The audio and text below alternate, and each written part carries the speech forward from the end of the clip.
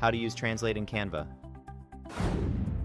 Open up any browser of your choice, type in canva.com and hit enter to access Canva. Once you're in Canva, open a document. I've prepared one already, but feel free to upload your own document to follow along. Here, I have a thank you letter ready. Our goal is to translate this text using Canva's built-in features. To start, locate the Apps section in the left side menu. Click on it and then search for Translate. We'll choose the first option that appears in the list. Clicking on it will bring up the translation settings for us to configure. I want to translate a specific part of my thank you letter, so let's select that text. Now go to the Translate To drop-down menu and choose the language you wish to translate to.